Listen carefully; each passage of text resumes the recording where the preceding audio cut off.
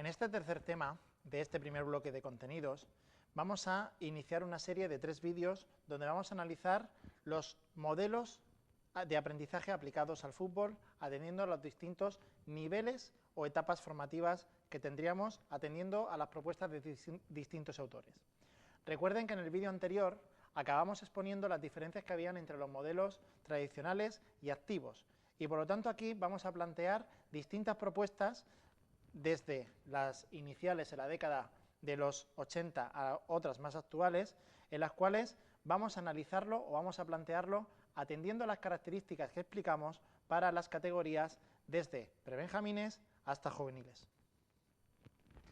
Por lo tanto, comenzaremos con los objetivos del módulo para analizar algunas de las propuestas que se han realizado desde el modelo tradicional, pasar a algunas propuestas eclécticas, luego hablar de las propuestas más activas y por lo tanto más contemporáneas, para acabar con las conclusiones de este primer vídeo de serie de 3. Por lo tanto, los objetivos que nos planteamos en este primer vídeo es conocer los diferentes modelos y propuestas en la enseñanza del fútbol, relacionar los contenidos formativos propuestos por varios autores con los propios de la enseñanza y el entrenamiento del fútbol, y asentar las bases conceptuales para el diseño de un proyecto de aprendizaje que abordaremos con más profundidad para cada una de las etapas en los 2 siguientes vídeos y por lo tanto los temas 4 y 5 y que coinciden con este primer bloque de contenidos. Por lo tanto, como hemos visto en el tema anterior o en el vídeo anterior, que hemos ido desde un modelo más tradicional que ha estado orientado fundamentalmente en el trabajo de la técnica a un modelo más activo que ha ido más orientado al trabajo de la táctica, nosotros vamos a defender o vamos a ir planteando cómo han ido evolucionando dichos modelos hasta llegar a lo que conocemos al modelo integrado.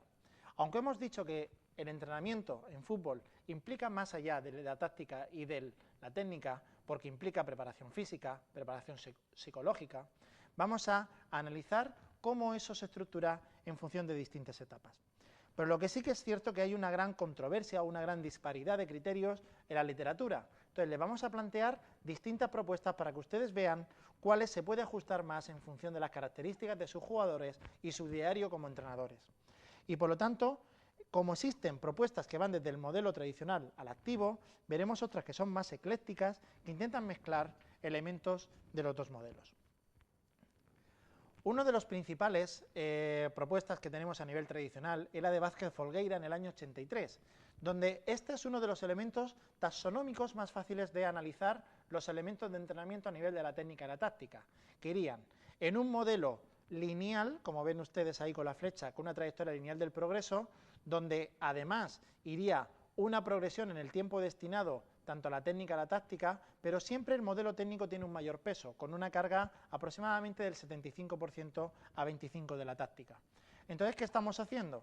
Estamos haciendo de que trabajaremos inicialmente la técnica sin balón, con y sin compañero, luego con balón, y de igual manera, y la táctica trabajaremos inicialmente el ataque, ya sea con adversarios o sin adversarios, y luego teníamos la defensa con adversarios y sin adversarios. Entonces, veremos a lo largo de esta asignatura cómo está justificado a la hora de hacer algunas de las tareas, cómo vamos planteando desde una fase de mayor desarrollo de las habilidades motrices básicas del jugador, donde hay que tener una mayor interacción con el balón y por lo tanto técnica, que puede ser sin adversario, pero con material, a otras donde ya la dialéctica y la interacción con los equipos van a condicionar el desarrollo de las acciones tácticas. El propio Vázquez Folgueira diferenciaría, por lo tanto, de 4 niveles. Hablaría de un primer nivel de adaptación, que sería de 3 a 6 años, donde el niño debe desarrollar las habilidades motrices básicas y debe adaptarse a los móviles que deben estar adecuados a su edad, y por lo tanto vamos adaptándole a sus características. Pero lo que queremos buscar aquí es mucho tiempo de práctica con el balón. Y de 6 a 9 años, que es la primera fase del desarrollo de las habilidades motrices básicas, tendríamos el predeporte, que es un poco el trabajo que deberíamos hacer con prebenjamines y benjamines. El segundo nivel tendríamos ya la formación, donde ya buscamos la iniciación al fútbol y trabajaríamos ya técnica específica orientada ya al aprendizaje de habilidades específicas del juego.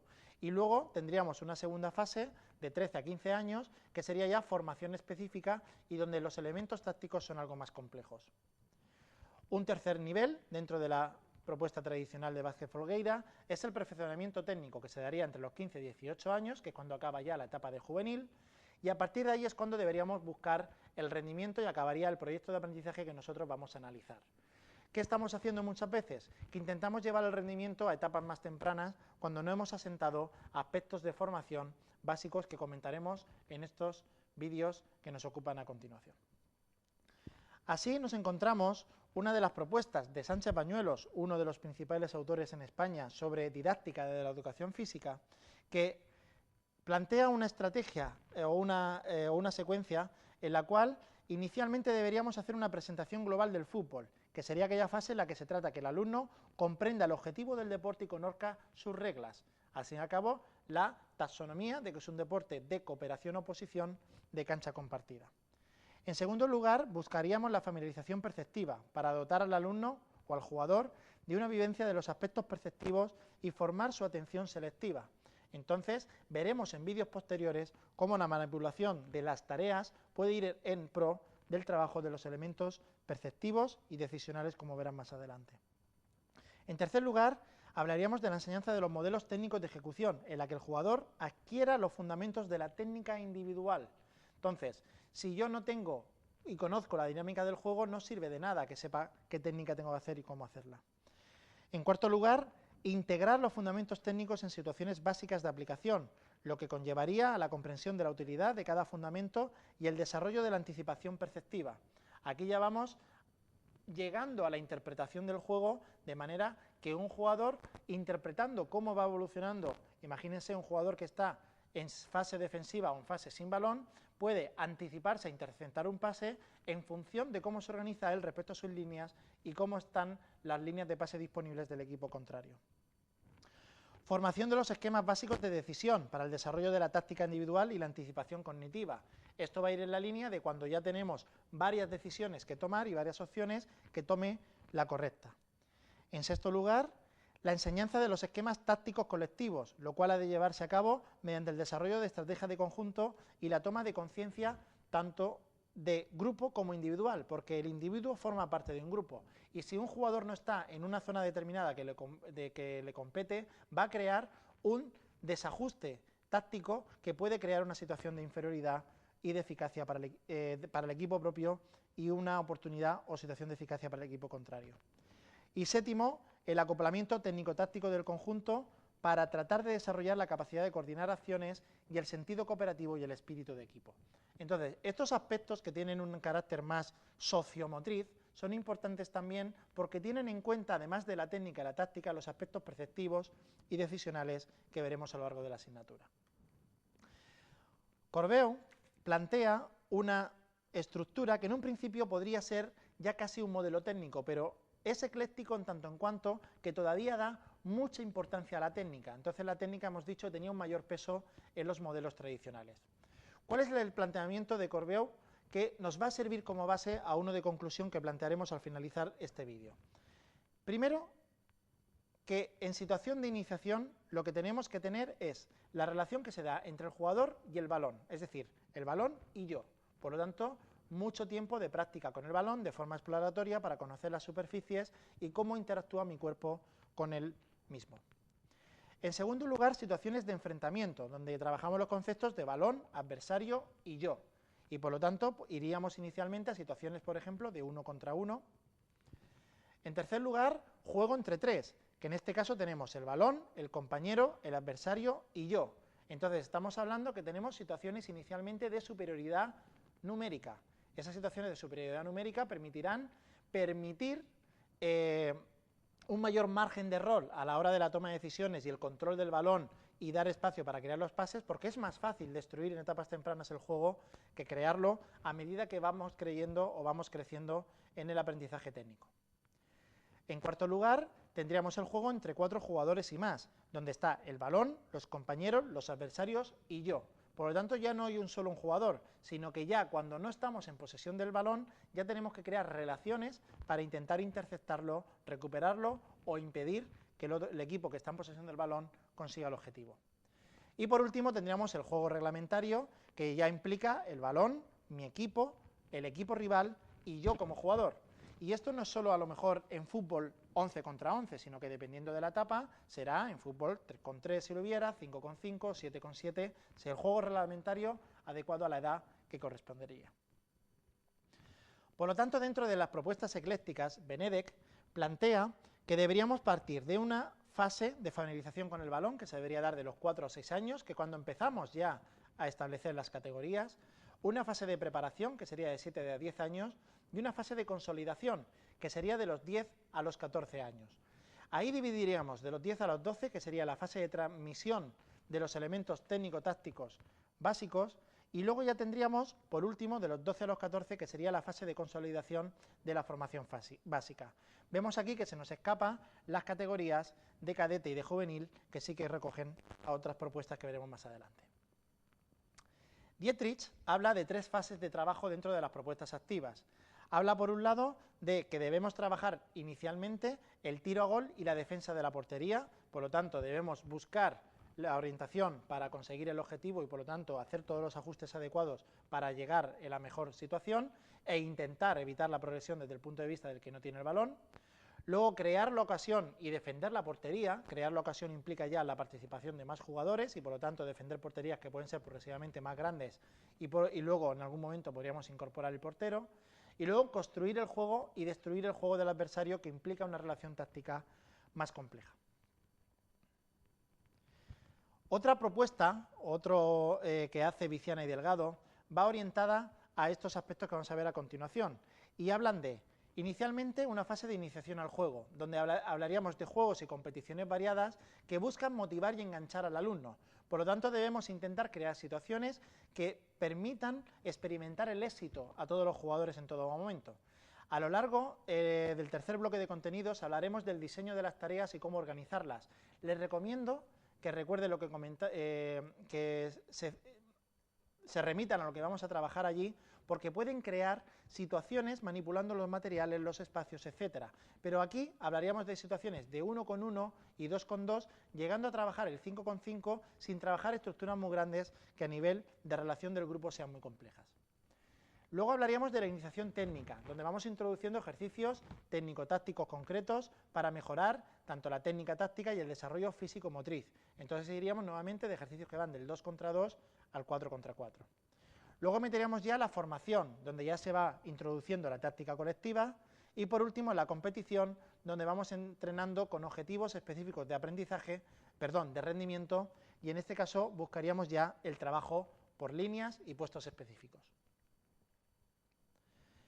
La propuesta de Sanz y Fratola habla de 3 tipos de formas de trabajar dentro de la propuesta activa.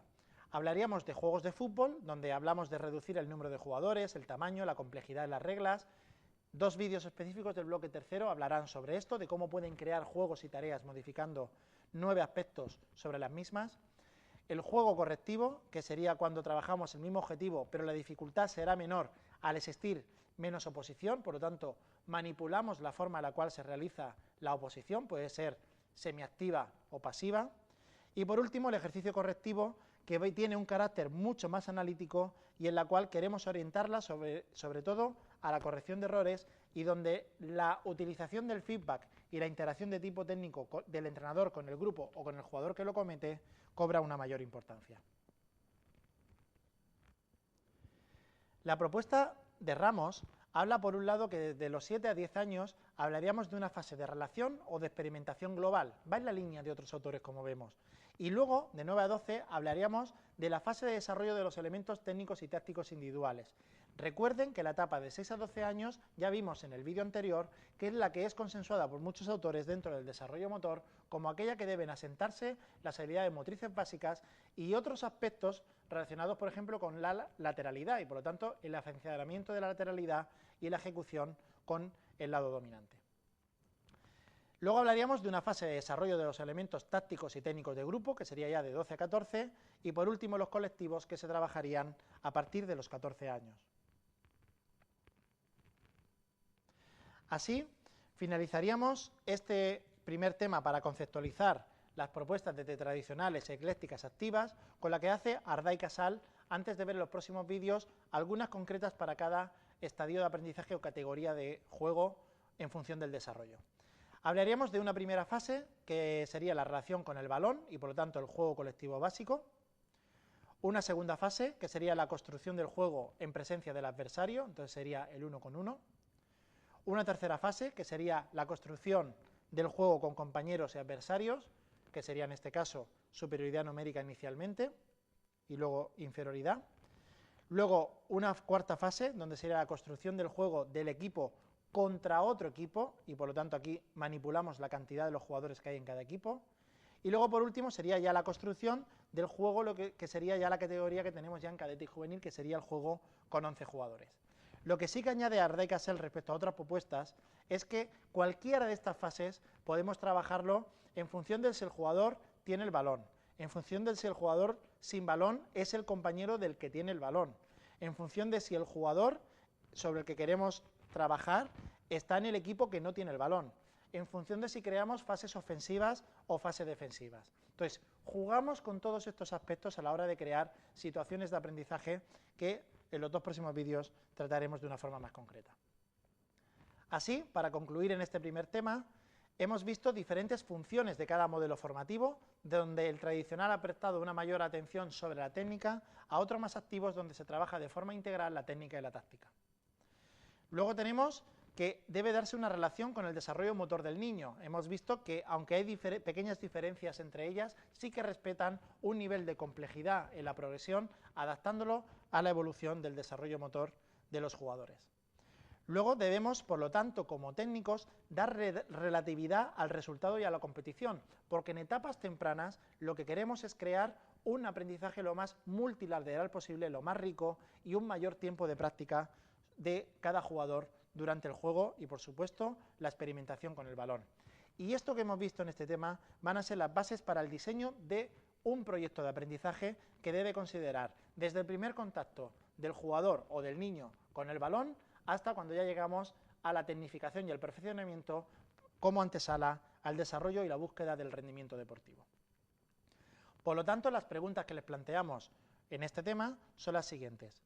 ¿Cuál es la diferencia fundamental entre un modelo tradicional y uno activo en la enseñanza del fútbol? En segundo lugar, les invitamos a que identifiquen 4 elementos que puedan manipular para el diseño de los juegos reducidos. Les he dicho que en el bloque 3 veremos 9, pero uno de ellos puede venir relacionado con los materiales que estamos utilizando para el desarrollo de las tareas. Y en tercer lugar, ¿a qué creen que nos referimos cuando hablamos de tener un proyecto de aprendizaje en fútbol? Y que en próximos vídeos vamos a hablar con mayor profundidad. Por lo tanto, en este primer bloque hemos expuesto los aspectos generales de los modelos de enseñanza del fútbol y a continuación expondremos algunas propuestas aplicadas a las categorías desde Benjamín hasta juvenil.